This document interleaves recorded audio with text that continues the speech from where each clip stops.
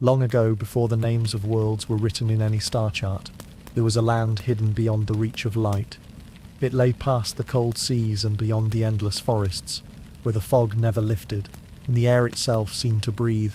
Travelers spoke of it only in hushed tones, calling it the land beyond the fog.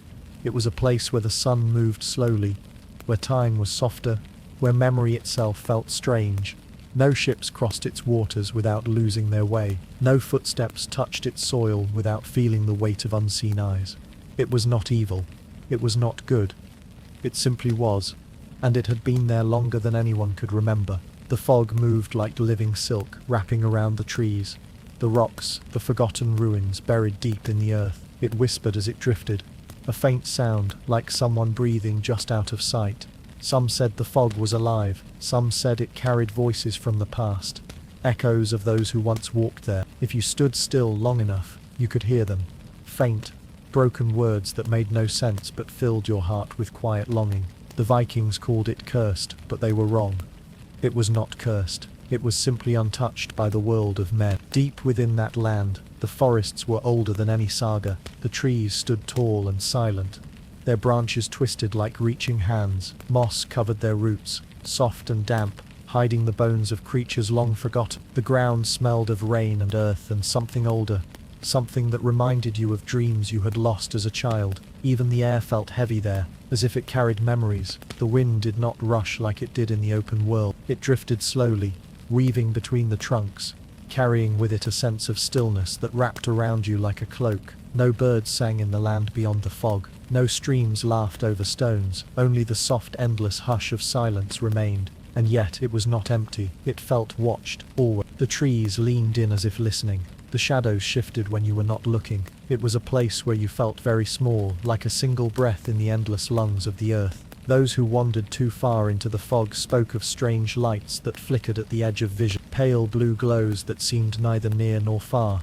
They would vanish if you tried to look directly at them, but linger softly in the corners of your sight, like fading dreams. In the heart of the fog lay ruins no one dared approach. Stones as black as the deep sea rose in broken circles, half buried in the ground. They were not made by Viking hands, nor by any people whose names were known. Carvings covered them, soft lines that curved like water, glowing faintly when the moon was high. Some believed they were a gateway, a door between this world and something beyond. Others said they were simply the bones of a forgotten age, left behind by those who had walked before the gods themselves. But none could deny their presence. Even the bravest warriors would not stay long near those stones. The people of the forgotten tribe lived close to these ruins. No one knew their true name. They wore furs that blended with the forest and painted their faces with ash and symbols no Viking could read. Their steps were soft, almost soundless, and they moved like shadows. It was said they never spoke in the way other people did. Instead they listened, to the fog, to the earth, to the quiet voice of something older than the stars. Some said they could call the wind, others said they could call the dead, but the truth was simpler. They were not masters of anything. They were part of it. They belonged to the silence the way the trees belonged to the forest. Those who saw them claimed their eyes glimmered faintly in the dark, catching the smallest traces of light like still water. It was not the glimmer of malice or magic. It was the reflection of knowing, a calm that unnerved even the strongest hearts. You could not lie beneath that gaze. You could not hide. You felt as though they saw not just your body, but your fear, your thoughts, your soul. And in that moment you realized how small you were in the endless weave of time. Vikings feared this place not because it was dangerous, but because it was quiet. It was a silence that stripped away pride, strength and certainty. It reminded them that their axes, their ships, their songs of glory meant nothing to the endless fog. Many raiders turned back at the shores, unable to explain why. Their hearts simply grew heavy, their minds restless, as if they were standing before something that could not be fought. Legends say there was once a warrior who dared to step beyond the fog. He walked into the forest past the whispering trees and stood before the black stone. For 3 days he did not return. On the 4th he came back, his hair white though he was still young. He said nothing of what he saw, only that it was not a place for men. His voice was soft, almost empty, as if something had been taken from him. He never fought again. He never spoke of glory or war. He spent the rest of his days sitting by the sea, staring at the horizon as if waiting for something he could no longer name. And so the land beyond the fog remained untouched, It lay there quiet and patient as it always had. The fog drifted over the trees. The stones stood still beneath the moon, and the tribe continued their silent watch. They did not seek the world. They did not need it. They were a memory that could not fade, a truth too vast for men to carry. If you stood at the edge of that land at night, you might hear it, the faintest hum, like a song with no words. It would wrap around you soft and endless, like a dream you never wished to wake from, and in that moment you would understand why the Vikings, fierce as they were, turned away. Some places are not meant to be claimed. Some places are meant only to be remembered. The land beyond the fog still waits. It waits in silence, as it always has, as it always will, and if you listen closely, even now you may hear it breathe. Long before the sagas were carved into wood and stone, before the runes were etched with trembling hands, there came whispers of those who had seen the tribe with their own eyes. These whispers were soft and fleeting, like the rustle of leaves in a still forest. They came from wandering traders who had ventured too far north, beyond the safety of known waters, into the pale grey horizon where the fog never lifted. They returned changed. Their voices were low, their eyes distant, as if part of them still lingered in that hidden place. They spoke of figures glimpsed along the tree line at dusk, tall and silent, cloaked in heavy furs that blended with the shadows. They did not walk as other men walked. Their movements were slow and fluid, like drifting. One trader said they seemed to appear and disappear between the branches, as if the forest itself shifted to hide them. No sound followed them, not the crack of a twig, not the crunch of snow, only the quiet that deepened around their presence, heavy and watchful. The traders swore they saw pale markings on their faces, shapes unlike any rune or symbol known to the north. Soft spirals and curved lines that seemed alive, faintly glowing beneath the dim light of a winter sky. Their eyes caught the fading sun like glass, pale and strange, neither cold nor warm, but filled with a calm that unsettled the heart. They watched the traders without moving, without speaking, without a single sign of fear or threat, and then, in a single blink, they were gone. When the traders returned to the longhouses, they told their stories by the fire, but their words were slow and uncertain, as if even they could not believe what they had seen. Some laughed nervously, saying it was the fog playing tricks, but others listened in silence, feeling the weight of the unknown press gently upon them. For these were men who had crossed seas filled with storms and sailed through lands of war, and yet something in their voices told of a fear unlike any they had known. The sightings grew in number as the seasons passed. Fishermen along the outer coast spoke of strange shapes moving on the cliffs. Watching from afar, hunters found footprints in the snow, long and narrow, that vanished suddenly without a trail. At night, faint lights could be seen flickering in the deep woods, soft blue glows that hovered like fireflies, yet were too still, too steady to be of this world. One story told of a man named Asger, a hunter who wandered too far beyond the fjord in search of game. He came upon a clearing where the fog thinned, and there, beneath an ancient pine, he saw them. Two figures stood quietly in the snow. One was an elder, their hair white like frost, their cloak draped with strange bones and feathers. The other was a child, their eyes bright and unblinking. Asger froze, unable to move. The elder turned their head slowly, meeting his gaze. In that moment, he said, the forest fell completely silent. The wind stopped. The trees stopped. Their gentle sway, even the air felt still, as if holding its breath. He did not hear words, but something passed between them, a feeling, a deep, wordless knowing. He could not say if it was warning or welcome. Then, just as suddenly, they turned away and walked into the mist. Within a few steps, they were gone. When Asger returned, his voice shook as he spoke of what he had seen. He said there was no malice in their faces, only a calm so deep it felt like standing before the sea at night. Yet it filled him with unease, for he knew he had looked upon something that was not meant for him. After that day, he never hunted near the fog again. Stories like these spread like frost across the villages. Some called the tribe ghosts, spirits bound to the land. Others said they were ancient people who had never left the earth when the rest of the world changed. Skalds began weaving these tales into quiet songs, their melodies soft and haunting. The verses told of a people who walked between shadows, who listened to the earth, who spoke to the silence. They were not gods, they were not demons, they were simply there, a reminder of something older than all that was known.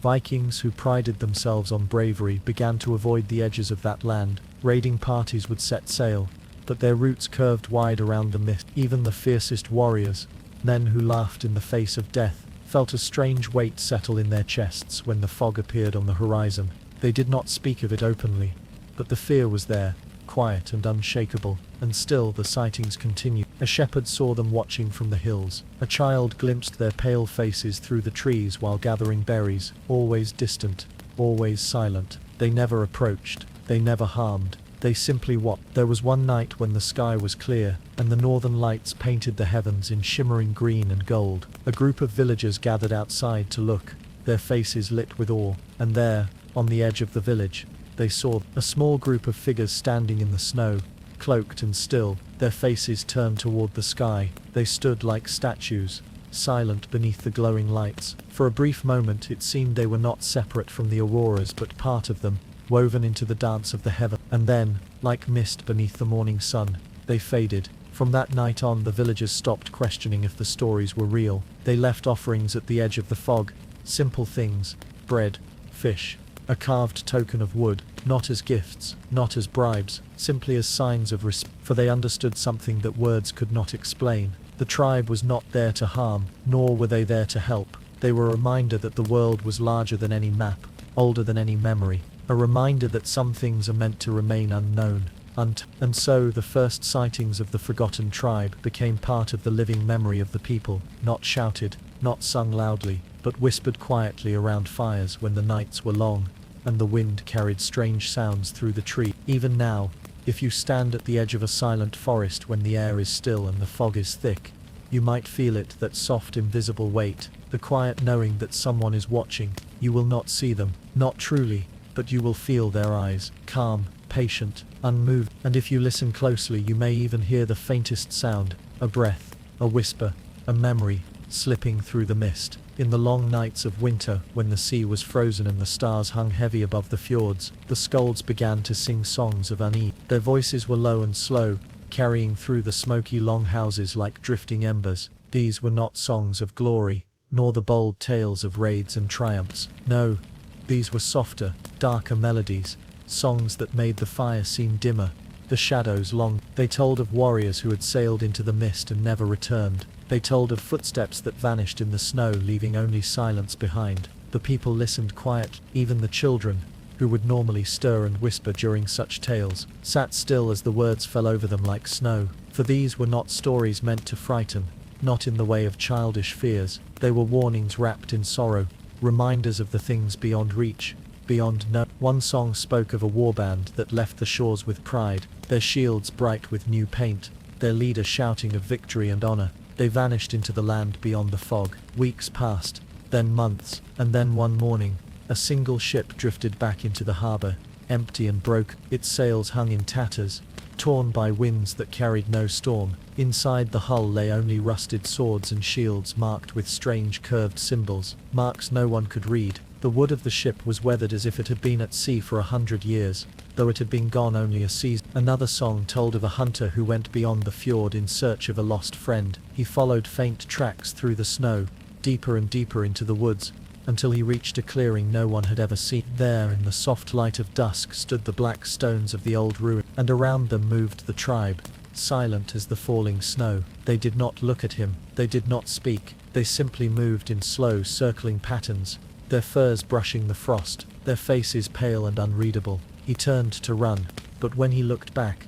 they were gone. The ruins stood alone beneath the sky, silent as if nothing had ever been there. He returned to the village, but he never spoke again. These songs spread through the north, traveling from village to village, always whispered, always slow. The melodies were soft, haunting, like the sound of wind slipping through bare branches. They carried a feeling more than a story, a weight, a stillness that stayed with you even after the song was done. Around the fires, mothers held their children closer as they listened. Fathers stared into the flames, their brows furrowed, thinking of their own journeys into unknown lands. Even the bravest warriors sat quietly, fingers tracing the rims of their drinking horns. For in these songs they felt something they could not find. There was no enemy to strike, no blade to raise, no shield to lift. There was only the unknown. The tribe did not attack, they did not threaten, yet their very presence unsettled the soul. For what could a Viking do against silence, against a power that did not shout or strike, but simply the songs told that even the gods seemed far away in that place, their voices dimmed by the fog,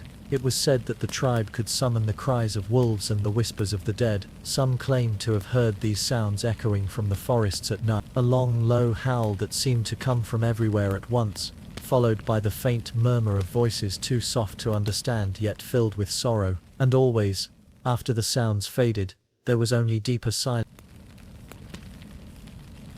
One night, during the longest winter of memory, the skald in a distant village sang a new verse. It told of a great chieftain who believed he could claim the tribe's land. He said no fog could stop him, no silence could turn him away. He gathered the strongest men, the finest ships, and sailed into the mist with songs of conquest on his lips. They were never seen again. Years later, a single raven returned to the village, carrying a piece of cloth in its beak, a torn scrap of the chieftain's banner, stained dark with time. The people began to fear the songs themselves. They believed that speaking too much of the tribe would draw their gaze. So the songs grew shorter, soft eventually. They were no longer sung in public halls, but murmured only in the quietest corners. When the fire burned low and the wind howled outside, some stopped singing them altogether, choosing silence over remembrance. But the silence was its own. It stretched between the villages, filling the spaces where words once lived. It became a part of the people's lives, shaping the way they spoke of the north. Maps began to leave a blank space beyond the fog, a space with no name. Children were told never to wander too far. Hunters avoided the edges of the mist, and so the unknown remained unknown. Even so, the tribe was never forgotten. Their memory lived in the smallest things. The way the fog moved at dawn, the way the trees bent in the wind, the way shadows sometimes seemed too still. It lived in the eyes of those who had seen something they could not explain, something that lingered in dreams, and sometimes on nights when the moon was thin and the snow fell softly, a sound would drift across the land, a sound that was not a song, not truly, just a faint, distant hum. It had no melody, no words, but it carried a feeling, something deep, something that made your heart beat slower, made you remember that the world was far larger, far older than you could ever know. When that sound came, the people would grow quiet. They would stare into the darkness beyond their homes, listening with a mix of fear and reverence, for they knew, in some unspoken way, that it was connected to the tribe, a reminder, a whisper that they were still there, somewhere beyond the veil of mist, watching, wait. The songs of unease faded with time, but their echoes remained. They lived in the land itself, in the stillness of the forests, in the shifting of the fog.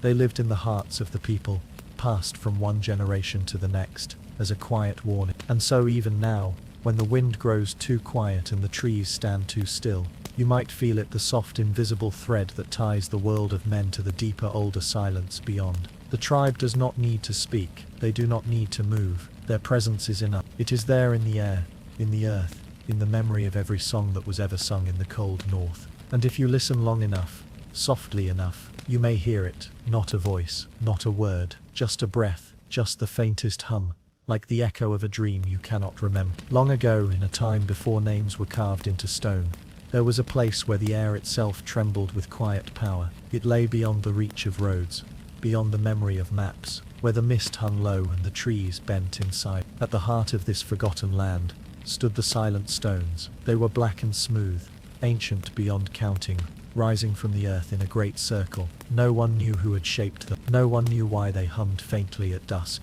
their voices too soft for the ear yet heavy enough to press against the soul. They did not belong to the world of men. They belonged to something deep. It was said the tribe who dwelled in that hidden place gathered there when the moon was thin and the stars were pale. They walked barefoot through the frost, their breath clouding in the cold, their footsteps leaving no trace. Cloaked in furs and ash, they moved as if guided by an unseen hand, their faces calm, their eyes reflecting a light no one else could see. They brought no weapons, they spoke no words, they only came to stand within the circle of stone, waiting in stillness as the night breathed around. When the wind fell silent and the fog drew close, the ritual began. They knelt in unison, placing their hands upon the stones. The air grew heavy, as if the world itself was holding its breath. A faint vibration stirred beneath their palms, humming through the ground, rising into their bones. The sound was soft yet endless, like the low echo of the sea inside a shell. It was not a song, it was not a prayer, it was something older, a language without words, a memory that reached beyond time. The stones glimmered faintly, not with fire or light, but with a shadowy glow that seemed to belong to another world. Shapes appeared on their surfaces, spirals and curves that shifted slowly like water, never staying the same. Some said the stones showed the others said they revealed what could never be. But those who stood too close felt their thoughts unravel, their hearts slow, their sense of self slipping away like sand between fingers. Few dared to watch for long. The tribe did not fear this. They leaned into it, breathing with the rhythm of the stones. They let go of their names, their memories, their bodies. For a moment they were no longer separate from the world around them. They were part of the earth, part of the silence, part of the endless weave that bound all. When they rose again, their faces were serene, their eyes distant, as if they had glimpsed something beyond mortal understanding. To outsiders it was terrifying. Traders who wandered too close to the circle spoke of strange visions in the mist. Ghostly shapes moving between the stones, soft whispers brushing against their ears. Though no one was near, they felt the ground pulse faintly, like the heartbeat of something buried deep beneath. They would stumble back, their breaths sharp, their minds fogged with a fear they could not name. Even the bravest Vikings, men who laughed in the face of death, felt their courage falter near the silent stone. There were tales of warriors who tried to shatter them, believing their power could be broken with steel. They raised axes and hammers, striking the dark surface with all their strength. But the stones did not crack, they did not even echo. Instead the weapons dulled, their edges bending like soft clay. And the men who dared the strike felt something inside them shift. Their hands grew weak, their voices trembled, and when they turned to leave they found the forest unfamiliar. The paths twisted, the way home lost to them. The tribe never defended the stones with force. They did not need to. The land itself seemed to protect them. Trees would fall in strange patterns to block the path of intruders. Thick fog would rise without warning, swallowing roads and scattering men. At times the sky above the circle would fill with strange lights, soft and pale, dancing in silence like the northern auroras. No one could explain it. No one tried. Some said the stones were older than the tribe, older than the forests, older than the world itself. Perhaps they were remnants of a time before time, left behind by beings who walked before the gods. Perhaps they were a doorway, a thin place where the veil between worlds wore thin. No one truly knew, and that unknowing was what made them powerful. For the Vikings who believed every mystery could be conquered, the silent stones were a quiet defeat. They could not be raided, could not be burned, could not be taken. They were beyond reach.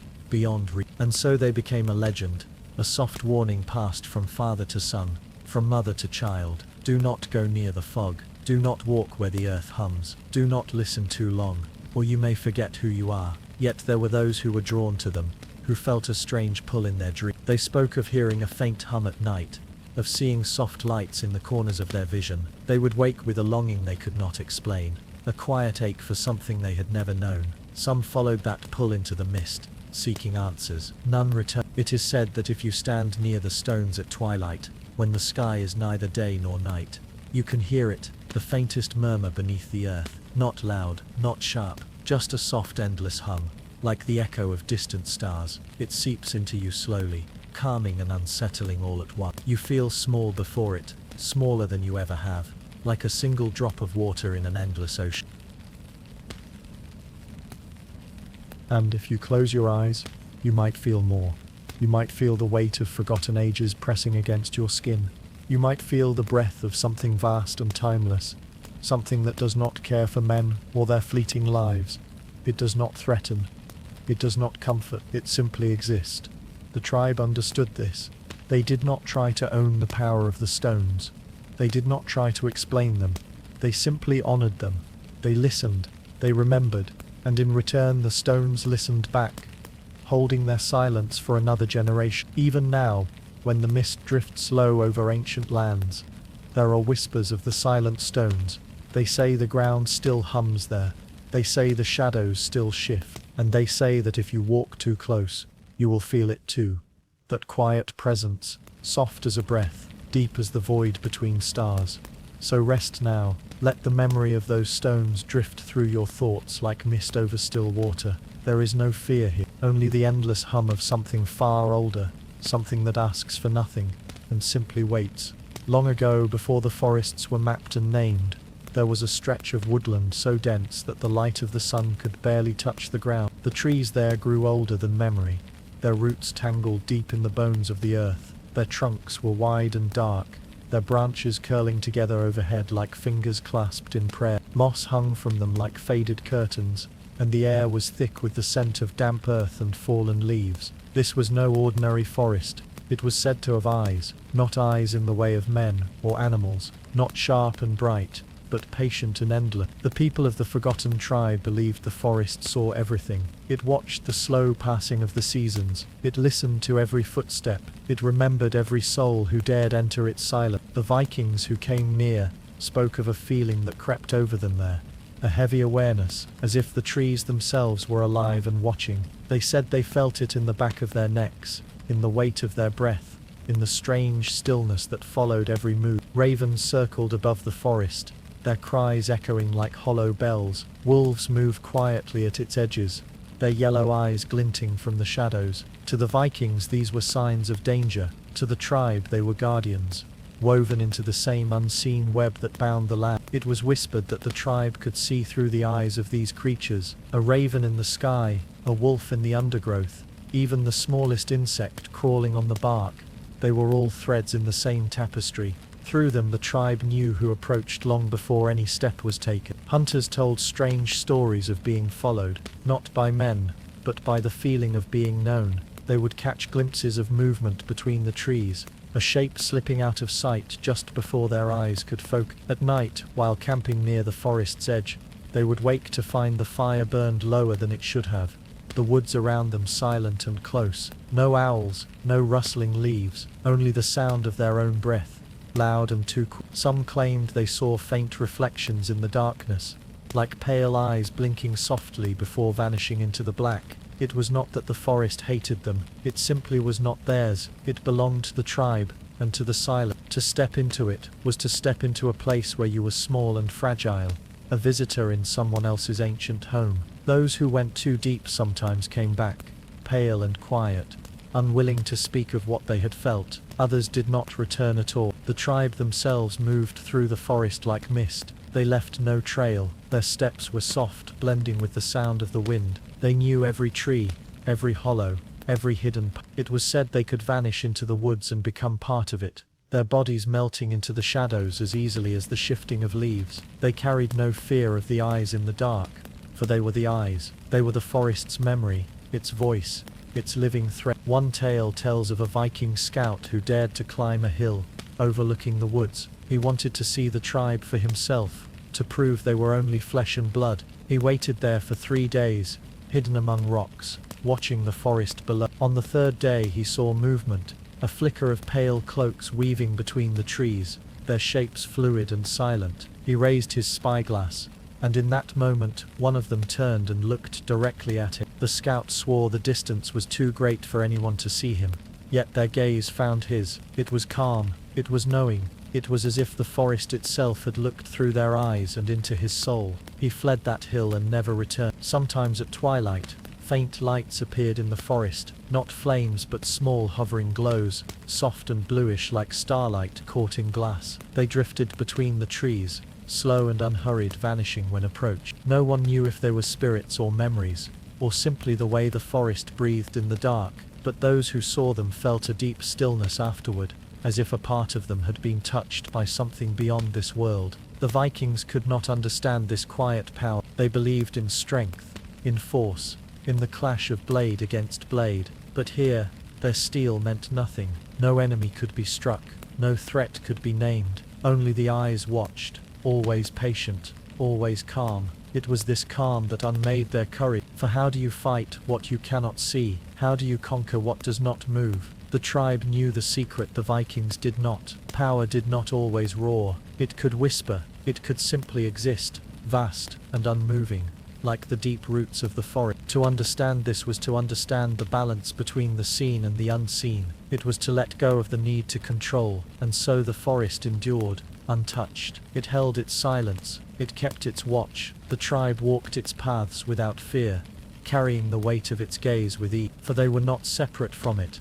They were part of it, as the trees were part of the earth, as the fog was part of the air. Even now, if you stand near such woods at night, you might feel it, that quiet, heavy knowing, the soft shift of leaves when no wind moves. the faint gleam of something pale and distant between the trunks. Perhaps it is only your imagination, or perhaps the forest still remembers. And if you listen closely, very closely, you might hear the slow breath of it, the whisper of a world that watches, waiting for you to understand that you are not alone. So rest, and let that thought settle over you like soft moss. There is no danger in the forest's eyes, only the reminder of something older than fear, something that sees without judgment, something that waits in silence, as it always has, as it always was. Long ago, when the nights were longer than the days and the sea was a mirror of steel, there was a warband that set sail into the mist. They were strong men, fierce men, warriors, whose names were sung in the longhouse. They carried axes,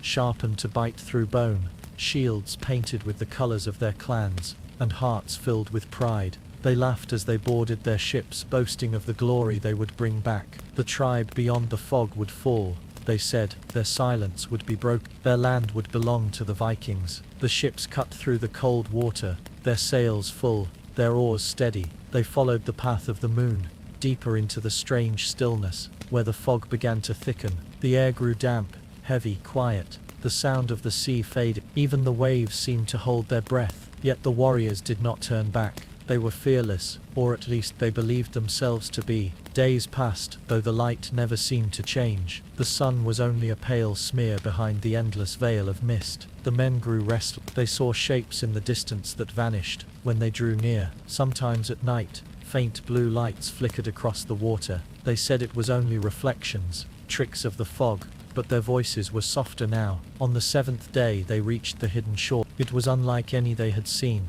The trees were tall and black, their branches twisting like silent arms reaching into the sky. The sand was dark, smooth, untouched. No footprints, no signs of life, only silence. The warriors stepped onto the land, their boots sinking into the cold earth. They marched forward, their weapons ready, their breath steaming in the chill. But the forest did not meet them. It did not resist, it only watched. The deeper they went, the heavier the air became, as if it was pressing down on them. The fog coiled between the trunks like a living thing. Their footsteps no longer echoed. Their voices seemed to fade before they left their mouths. It was as if the forest swallowed every sound. One man claimed he heard whispers behind him. Another said he saw someone in the trees. But when they turned, there was nothing. Only the stillness. Only the eyes of the forest, unseen but felt, watching them from every side. The warriors tightened their formation. They pressed on.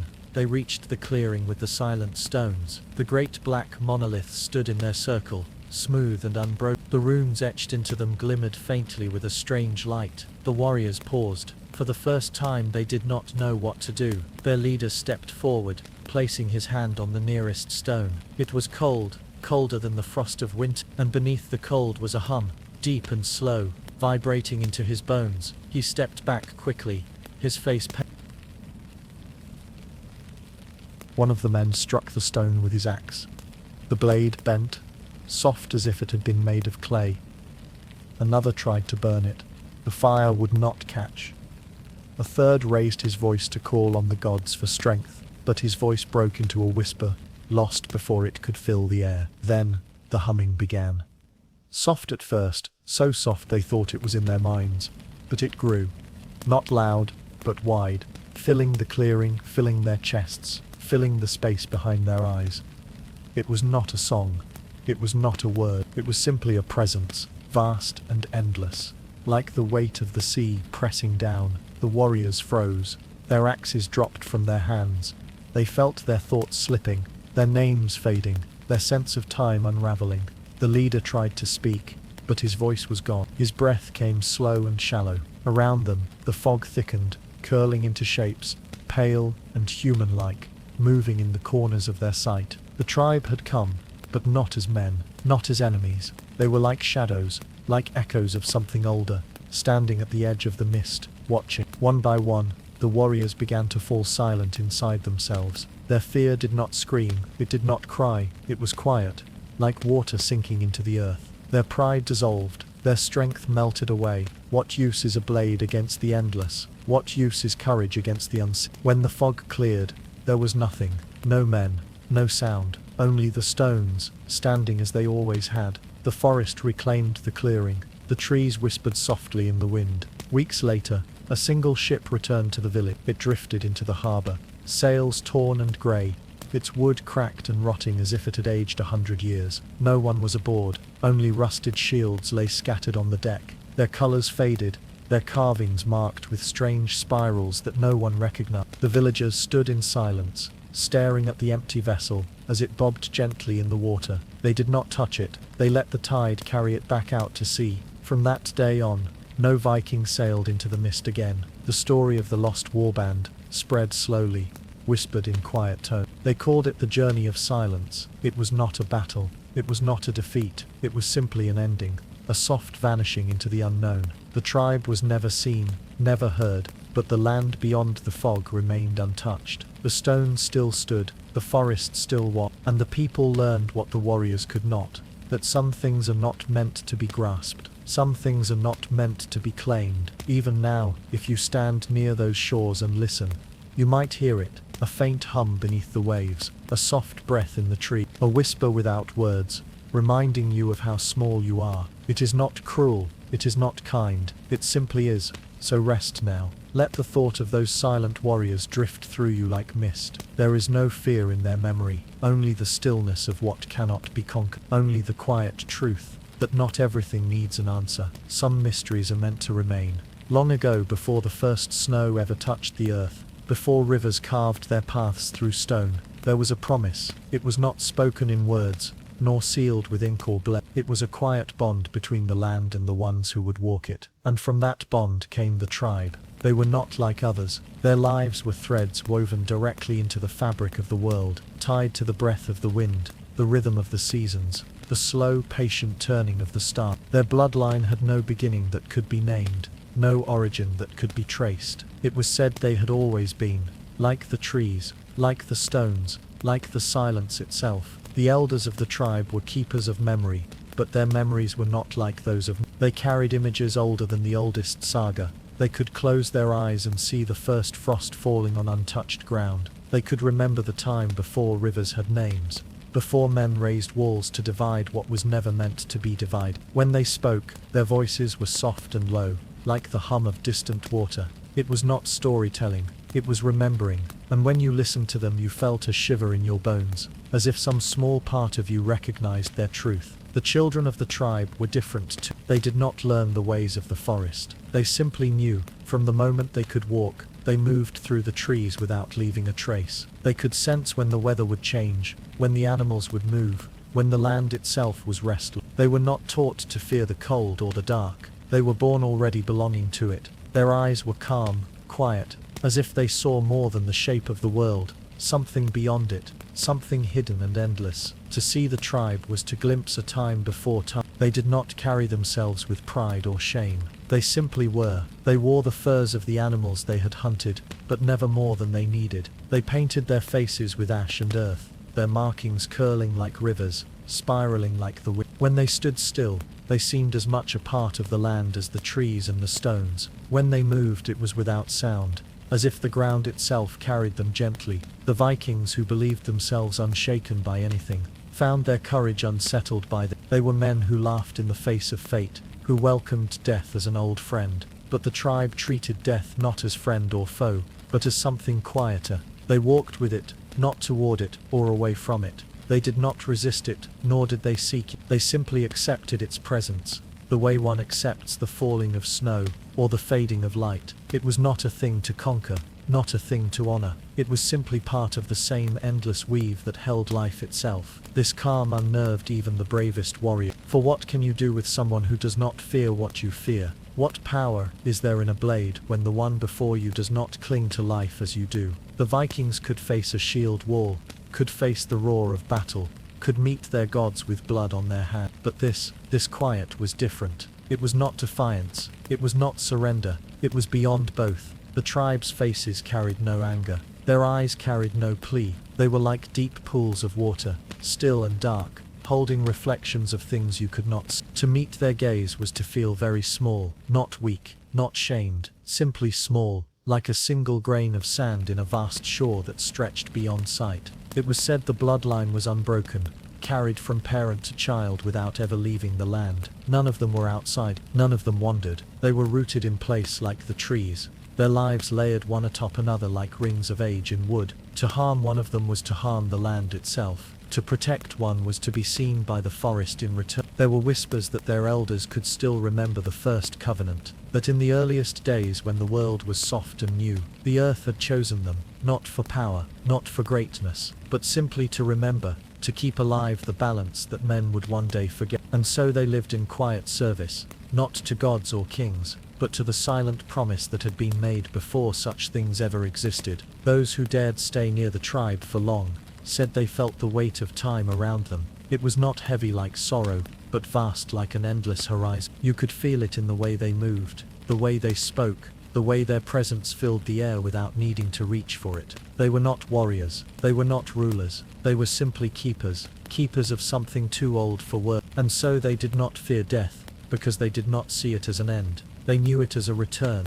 When their breath left their bodies, it went back into the same air they had always breathed. When their bones fell to the earth, they became part of the soil that fed the tree. Their lives were not lines with beginnings and endings. They were circles, soft and endless, like the stones that stood in the clearing. Even now, the memory of their unbroken lineage lingers. It lingers in the wind that moves through untouched forests, in the hush of snow falling on quiet ground, in the stillness of places men have forgotten. You can almost feel it if you stand long enough in silence. The echo of lives that were never separated from the world around them. Lives that belonged, fully, and without question. And if you listen closely, you may feel something deeper still. Not a sound, not a voice, just a presence. A soft, knowing calm that tells you the tribe is not gone, that their blood still flows in ways that the covenant still holds, even if the world has changed. So close your eyes and imagine them there, walking between the trees, their faces calm, their steps light, breathing with the rhythm of the earth, carrying the memory of the first snow, the first silence, the first promise. They are not far, they are simply beyond what you can see. And in that thought, let yourself rest. For there is no fear in their shadow, only the quiet comfort of something that has always been, and always will be. Long ago, when the winds carried whispers instead of words, the tribe spoke a language that was not heard but felt. It was not carved into wood or written on hides. It was not passed through loud voices or shouted across valleys. It lived in silence, in shapes, in the soft curve of lines, etched into bone. They called it no name, for it needed none. It was simply the language of remembrance. The tribe would take the bones of animals they had hunted with care, the deer that had given its life for food, the bird whose feathers would warm their children, and they would carve into them slow, patient carvings that spiraled like frost on a window, or curved like rivers winding through stone. These markings were not words, not in the way others knew them. They were pieces of meaning, fragments of thought pulled from somewhere beyond the mud. When you held one of these bones, smooth and pale, you could feel something hum beneath your fingertips. It was faint, like the soft breath of air before a storm. The bones were left in places where only those who were meant to find them would see, along quiet trails, where the fog lay thick, by still pools that reflected the moon, like a mirror, beneath trees, older than any living soul. To find one was not an accident. It was an invitation. Those who picked them up spoke of strange dreams that came in the nights that followed. Dreams of forests deeper than any map could hold. Dreams of faces they did not know, but somehow remembered. Dreams of standing at the edge of time, where the air itself glowed faintly, and the ground felt soft and alive. The dreams did not frighten. They did not comfort. They simply lingered, slow and heavy, even after waking. The Vikings who stumbled upon these bones could not understand them. They saw only strange scratches, and thought them harmless at first. But those who kept them found themselves changed. A voice would slip into their thoughts. Not a loud voice, not even words, but a soft feeling that pulled them into quiet places. They grew restless in their villages. The sound of laughter and battle songs became hollow. They began wandering into the woods without knowing why. Their eyes distant, their steps slow. Some returned after days, silent and pale, their hands empty. Others did not return at all. It was said the markings on the bones spoke not to the ear but to the soul. They reminded those who touched them of things they had forgotten. Things older than the gods, older than the earth, as it was now. They told of the first snow, the first silence, the first time a living thing breathed and knew it was alive. They told of the covenant between the land and the tribe, the balance that must always remain, and for those who could not accept this, the knowing was too heavy. It bent, it unmade them quietly. The tribe did not leave these bones to harm. They were not curses, they were not warnings, they were simply offerings, pieces of the truth, placed gently for the world to see. To the tribe they were a way of speaking without breaking the stillness, a way of remembering without using words that could be twisted or lost. When the tribe gathered in the clearing of the silent stones, they would sometimes bring the carved bones with them. They would lay them in a circle and sit quietly, their fingers brushing the markings, their eyes closed. They did not speak aloud. The language passed between them like breath, soft and unseen. A child could understand it as easily as an elder, for it was not learned, it was known, the way one knows the warmth of the sun or the feel of water. The Vikings feared this most of all, for they were men of loud words and loud deeds. Their power came from what could be held, taken, named. But this language that was no language, slipped past the reach of their understanding. They could not shout at it, they could not fight it, and so it unsettled them more deeply than any blade. One story tells of a warrior who found a bone carved with deep spirals. While hunting near the fog, he kept it, thinking it a simple but that night, he dreamed of standing in a forest so dark it was almost blue, with faint lights drifting between the trees. He heard a low hum that seemed to come from the earth itself, and then he saw the tribe. They were not men, they were not shadow, they were something between, walking slowly toward him with calm faces, their eyes holding an endless depth. When he woke, the bone was gone. He left his home the next day and never returned. Another story speaks of a woman who found many bones scattered at the edge of the sea. She gathered them in a bundle and hid them in her house. But in the days that followed, the waves outside grew strangely quiet. The gulls stopped circling, the nights felt longer. She began to hear faint scratching sounds when she slept, like someone carving in the dark. When she could bear it no longer, she returned the bones to where she had found them. The next morning, the sea sang again. Even now there are places where the bones still rest, waiting for hands that are ready to hold them. They lie beneath roots twisted by time, beneath stones blackened by age. They wait with a patience that is endless, for they belong to the land, and the land is in no hurry. If you were to hold one, you might feel it too, a soft vibration beneath your fingers, a whisper without sound, not a message you could repeat, not a secret you could share, just a knowing, a feeling of being small, but also of belonging to something larger, a quiet sense that you are not apart from the world, but part of its endless turning. The tribe still speaks through the bones, not in words, not in ways that can be written down, but in the slow, unbroken hum of the earth, in the dreams that come softly when you are still, in the shapes carved into memory itself. So let the thought rest with you now. Imagine the pale bone, smooth and cool in your hand. Imagine the lines etched into it, winding like rivers, like paths that lead nowhere and everywhere. Imagine the silence it carries, not empty but full, and know that some things are not meant to be explained. Some things are only meant to be felt, deeply and quietly, like a breath that never ends. And with that knowing, let your thoughts settle, like the soft drift of snow over a forgotten trail. There is no fear in this language, only the calm truth of what has always been, waiting patiently to be heard. Long ago, before the edges of the world were drawn, before the names of rivers and mountains were spoken aloud, the tribe was never truly alone. They walked among shadows, but the shadows did not frighten them.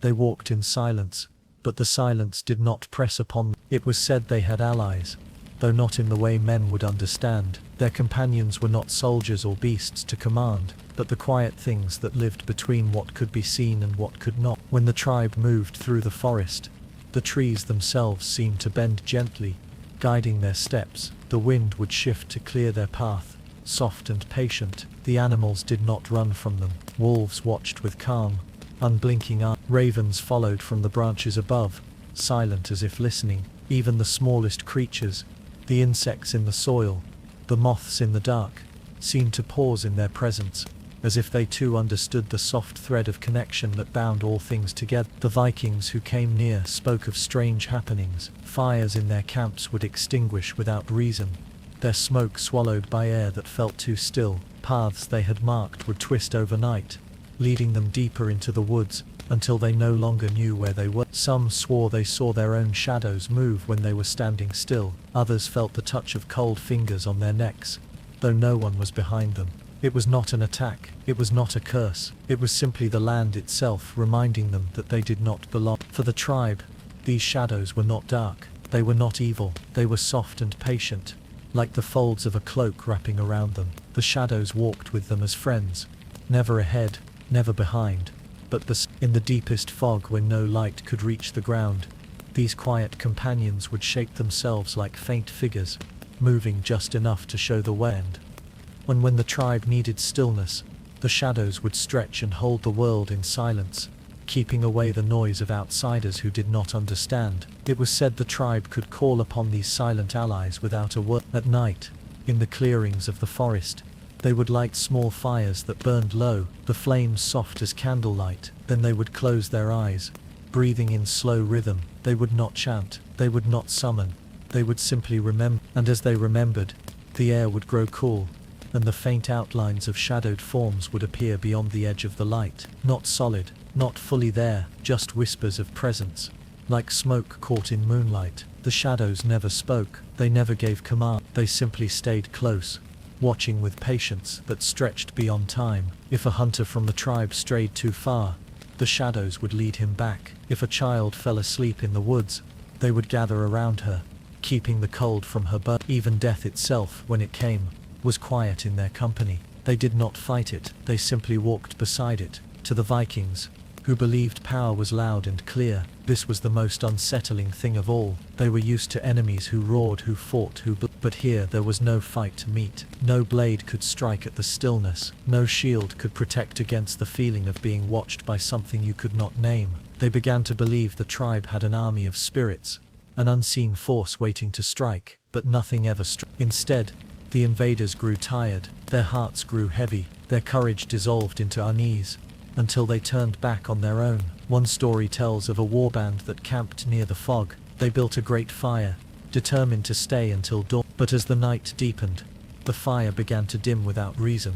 Though the wood was dry, the men heard faint footsteps in the trees, soft and unhurried. They saw shapes moving in the dark, but when they looked closely, there was nothing. The wind stopped, the forest grew silent, too silent, and then their own shadows began to stretch unnaturally long, curling along the ground like black water. When morning came, the men were gone, only the cold ashes of their fire remained. Another story speaks of a chieftain who tried to follow the tribe into the wood. He believed he could capture one of them, prove they were mortal. He brought the strongest men with him, but as they entered the trees, the air grew heavy, the path narrowed, a thick mist rose, curling around their legs, swallowing their They heard whispers behind them, but when they turned, there was only darkness. One by one, they fell away, vanishing into the fog. The chieftain returned alone, his eyes hollow, his voice soft and broken. He said only one thing before falling silent forever: they were never alone. For the tribe, these shadows and silences were not tools. They did not control them, they simply coexisted, like breath and body, like night and day. It was the balance that men from outside could never understand. To live without trying to own, to walk without trying to lead, to be part of something instead of standing apart. Even now, in places untouched by roads and noise, you can feel them. If you stand very still, you might notice the air grow softer around you, the way it does before rain. You might see the faintest flicker at the edge of your vision, a shadow that isn't quite yours. You might hear a sound that isn't a sound, a quiet so deep it hums. It will not harm you, it will not call to you, it will simply remind you that you are not as alone as you think. The tribe's allies were never truly shadows. They were the quiet that fills the space between moments. They were the memory of what was here before men came. They were the presence of all that cannot be held, cannot be named, cannot be So rest now, with that thought wrapped gently around you. Imagine the soft darkness that is not empty but full. Imagine the silence that is not cold but kind. Imagine the shapes that move not to frighten, but to remind you that some things walk beyond the reach of fear. And in that quiet, let yourself drift, for the shadows hold no malice. They hold only the same patient stillness the tribe once knew, a stillness that waits, eternal and calm, for those who are ready to see. Long ago, when the sea was both a path and a promise, There was a chieftain whose name was spoken with pride in every hall of the north. He was a man of great strength, a man who feared nothing, not even the stories that crept like mist through the villages, while others whispered of the tribe beyond the fog, of the stones that hummed, and the shadows that moved without sound. He laughed. He called them ghosts made from fear, lies told by weak men to explain what they could not face. He vowed he would sail to the tribe's shores, tear away their secrets, and return with proof that they were nothing. His words were loud and sure, and many believed him, for he had never been defeated. So the chieftain gathered his fleet, the strongest ships, carved from the oldest trees, with sails as black as ravens' wings. The fiercest warriors joined him, eager to share in his glory. Their shields gleamed in the pale light, their axes sharp and restless. They left the harbour with shouts and songs, the sound of their oars beating against the water like a drum of war. To those who watched from the shore, the fleet seemed unstoppable, a tide of men and wood that would swallow whatever lay ahead. But the sea did not sing for them. It was quiet that day, too quiet. The water was still, like glass. The air was heavy, the sky pale and wide, but the horizon was veiled in a thin, unmoving haze. As the ships sailed farther, the mist began to thicken. It curled low over the waves, soft and grey, clinging to the hulls, as if it had been waiting for them. The sound of their oars dulled, the echo of their voices faded. Soon the men could not even hear each other. They rowed on in silence, their breaths growing shallow, their hearts heavy with something they could not name. The chieftain stood at the prow of his ship, his jaw tight, his hands firm on the wood. He would not show fear. He called for his men to row harder, to push through the veil of fog, and they did. But the deeper they went, the more the world began to change. The water beneath them grew darker, thicker, as if it were no longer sea but some vast and endless shadow. The wind that had filled their sails fell still, the sky dimmed, and the line between day and night blurred. Then the sea began to move, slowly at first. A long, low swell rose beneath the ships, lifting them gently, then letting them sink again. The men gripped their oars tighter. Another swell followed, larger, and the mist swirled in strange shapes above the wave. And then, without warning, the stillness shattered. The water surged upward in walls, higher than any ship's mast. The fleet was tossed like leaves in a storm. Waves crashed down with a roar so deep it felt like the earth itself was groaning. The sky split into darkness, swallowing the pale light. Lightning flashed,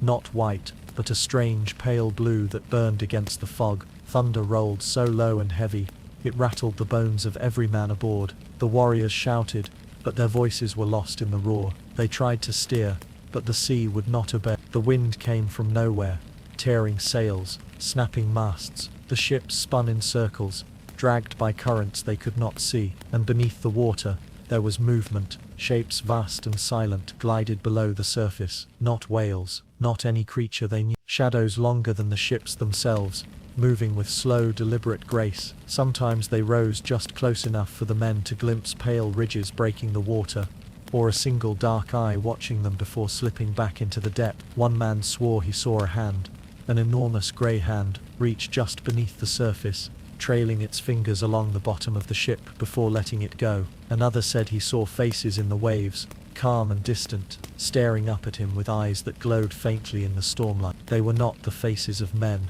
They were older, softer, made of the same shadow that seemed to be swallowing the sea. The chieftain roared over the storm, calling to his men to hold fast, but even his voice was drowned. The sea did not care for his strength, his pride, his name. It had chosen not him. One by one the ships broke. Some were cracked in half by the waves, their pieces scattered like driftwood. Others were dragged down suddenly, swallowed whole by the deep, leaving only spiraling bubbles behind. Men clung to planks, but the water pulled them under, silent and slow. There were no screams, only the soft hiss of the sea reclaiming them. When the storm passed, the mist thinned, the water grew still again, and where the fleet had been there was nothing, only fragments of wood bobbing gently on the surface. A single shield turned slowly in the quiet tide. The sky was pale once more, as if nothing had happened. Days later, a few survivors washed ashore on distant coasts. Their eyes were hollow, their faces pale as the fire. They spoke little,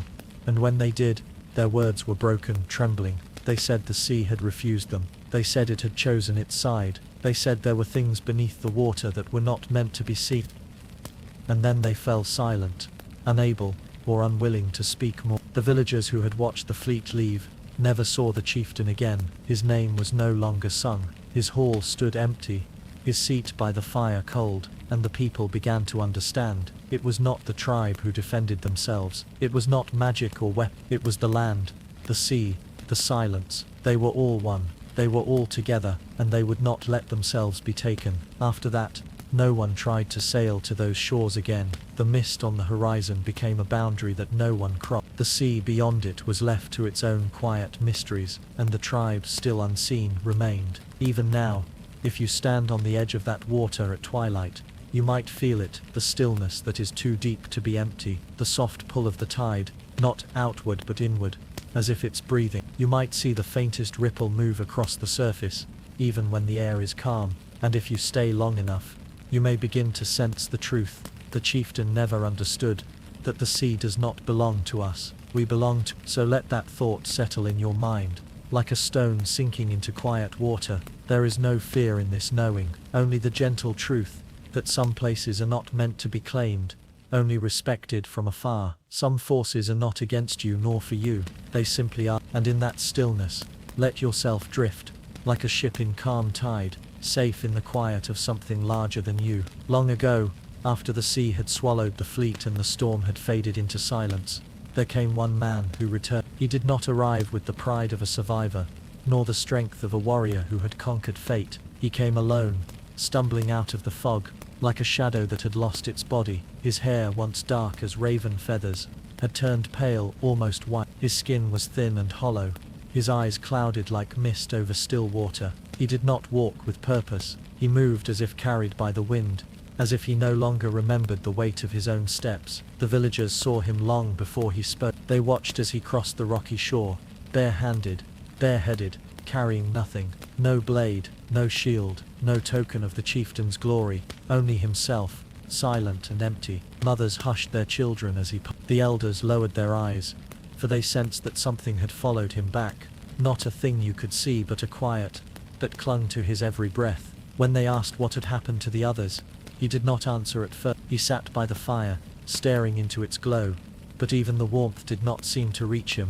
When he finally spoke, his voice was soft and uneven, like the wind slipping through broken branches. He said the sea did not rage with hatred. It did not strike them like an enemy. It simply turned against them, slow and sure, like the earth closing over a sea. He told of how the waves rose without sound, how the sky dimmed as if the sun itself had grown tired. He said there were shapes beneath the water, moving in silence, shapes so large they made the ship seem small as splinters. He said they did not attack, they only watched, and in their watching the warriors began to feel small, so small they could no longer remember why they had come. When the storm passed, he said, the others were gone, the ships were gone. He was left floating on the quiet sea, surrounded by pieces of wood, listening to a hum, so deep it seemed to come from inside his own bones. It was not the sound of water, it was not the sound of wind, it was something else, something that felt like a voice too vast to understand. It told him nothing in words, but it filled him with knowing,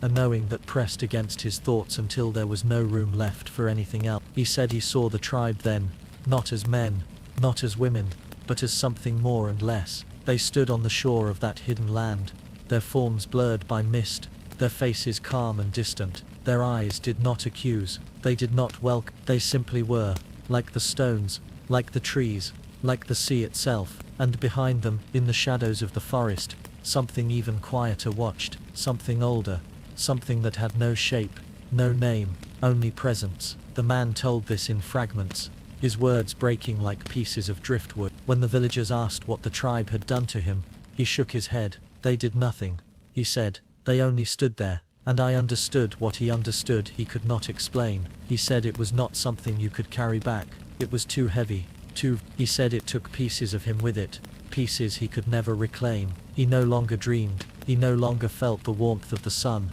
nor the sharp bite of cold. Food tasted like nothing, sleep was a shallow drip. He was here, but part of him was still there, caught in the hum of the sea, in the quiet of the tribe's gaze. Some believed him, some thought he was mad, but none could deny the emptiness in his eyes. It was not fear, it was not sorrow, it was a kind of silence that seemed to stretch beyond him, as if he was only a thin shell around a hollow space. In the nights that followed, He did not stay with the people. He would wander to the edge of the sea, sitting on the rocks until dawn. Sometimes he would hum softly to himself, a sound that made those who heard it uneasy, though they could not say why. It was not a song, it was more like the echo of something remembered without words. One morning, he did not return. His footprints led down to the shore, and there they end. No one searched for him, no one called his name. They knew, in their hearts, that he had simply gone back.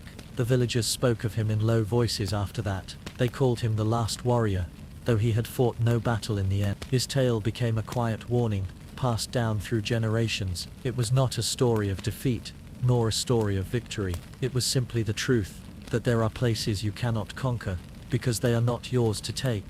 And so the fear became legend. Not the loud fear of swords and blood, but the soft fear that comes with understanding how small you are. The sea beyond the fog was left alone. No ships sailed there again. No songs were sung of it. It became a blank space on every map, a place known only by what was whispered, and never written. Even now, they say, if you stand on the edge of that same sea at night, you might feel him. Not see, not hear, but feel him. A faint presence beside you, like someone waiting quietly. You might look out across the water and see nothing but stillness. But if you close your eyes, you may catch the soft hum he heard, the deep sound that feels both inside you and far beyond. You will not be afraid, not truly. It is not a sound that harms, it is only a reminder that some truths cannot be carried back, some things cannot be known without being changed. So let that thought rest gently in your mind. The last warrior's tale is not a warning of danger, but of wonder, a wonder so vast it unravels you softly, like a thread pulled from a cloth. It does not take everything, it only takes what you no longer need, and in that knowing, let yourself drift. There is no fear here, only the quiet calm of something that has always been, waiting patiently beyond the horizon. Long ago, when the last warrior's footsteps faded into the sea, and his story settled into whispers, fear itself began to change. It was no longer loud,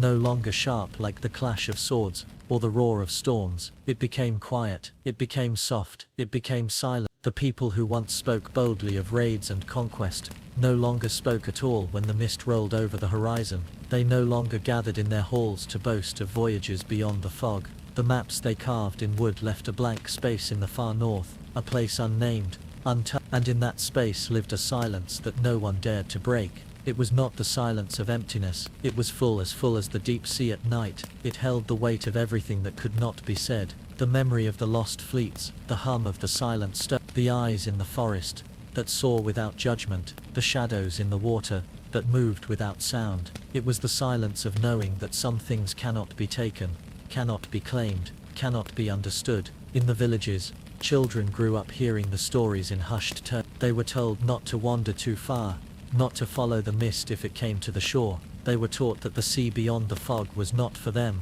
When they asked why, the elders would only shake their heads and say, because it does not want us, and that was enough. The tribe beyond the fog was never seen again, but they were never forgotten. They became a part of the land's breath, a part of the sea's endless rhythm. Sometimes in the still hours before dawn, the fishermen swore they saw pale lights flickering far out on the water, too steady to be stark. Sometimes the hunters heard soft footsteps behind them in the forest, but when they turned, there was only the wind. And sometimes when the air was very still, the people heard a low, distant hum. It came from nowhere, it went nowhere, it simply passed through them, leaving a quiet ache behind. The fear no longer frightened, it became reverence. It became the kind of awe you feel when you stand before a mountain so vast it makes you forget your own name.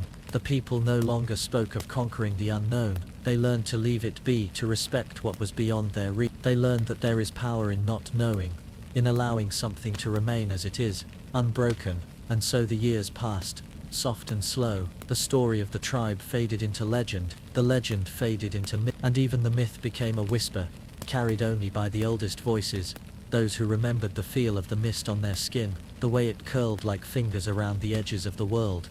But the silence remained. It was in the stillness of the forests, in the calm tide of the sea, in the quiet spaces between breaths. It was in the way the people paused at the edge of the fog, looking out but never stepping forward. It lived in the land, in the water, in the air, a silence that was not empty but alive, holding the memory of all that had passed. They say that if you stand alone on the shore at twilight you can feel it. The world grows softer, the waves seem slower, the wind does not touch you, and for a moment you will sense that you are being watched, not with malice, not with kindness, just watched, as if the land itself is seeing you, the way you see it, and in that moment you will understand why the people stopped trying, you will understand why the warriors never returned, because there is nothing to fight, nothing to win. There is only the truth, that some places do not belong to men, and they never will. The tribe beyond the fog became more than people. They became a part of the story of the earth itself, a part that did not need to be told aloud,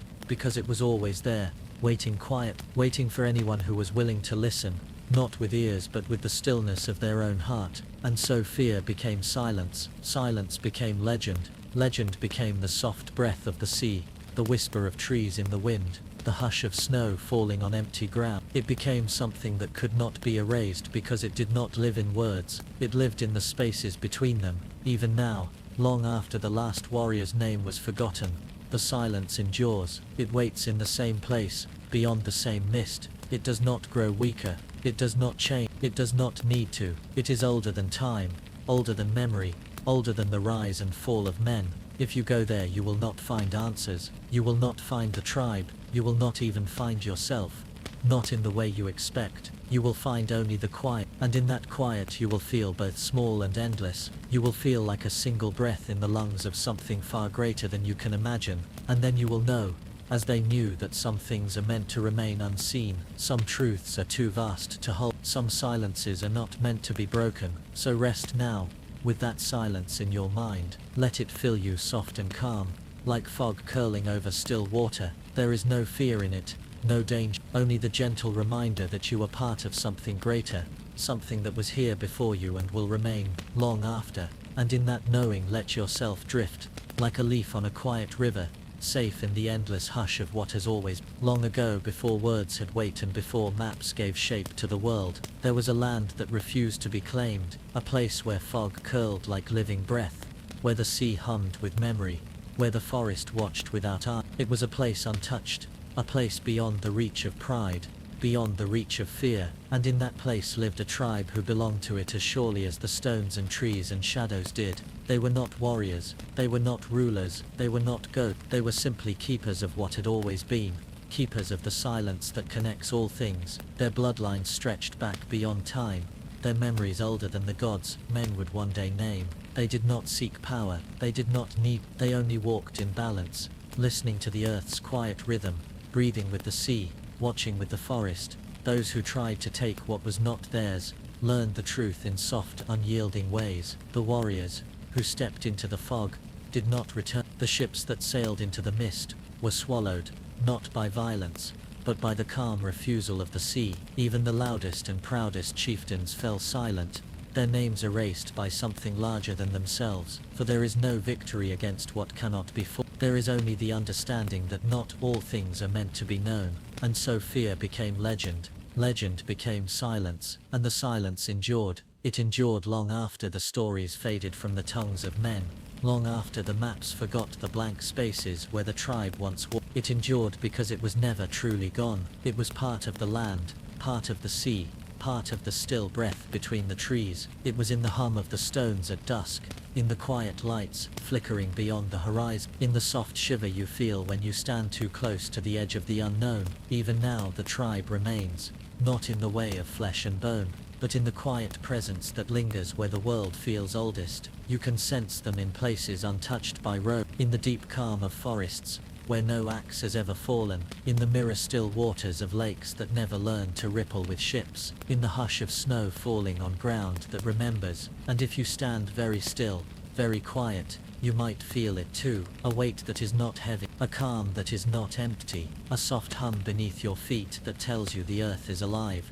And it remembers far more than you will ever know. You will not see faces, you will not hear voices, but you will know you are being seen, you will know you are being heard. This is the gift they left behind, not fear, not power, but understanding, understanding that life is not a thing to hold tightly, that some truths are not meant to be taken, that mystery is not an enemy, but a gentle reminder, of how small and fleeting we are, so the tribe remains, in silence. The sea still refuses those who would come in pride, the forest still moves its paths for those who do not belong, and the stones still hum, soft and low, at the edge of dusk. It has always been this way, it will always be this way, and now you know their story. A story not of battles, but of stillness, not of victory, but of reverence. It is a story that begins and ends in the same place, with quiet, with patience, with the endless breath of a world that cannot be conquered. So close your eyes, and let that story rest in you, soft as mist over calm water. Feel the silence stretch out beyond you, endless and kind. There is no fear here, only the gentle truth that you are part of something vast, something ancient, something that will carry on long after you sleep. And in that knowing, let yourself drift safe and quiet, into the same silence that has always been.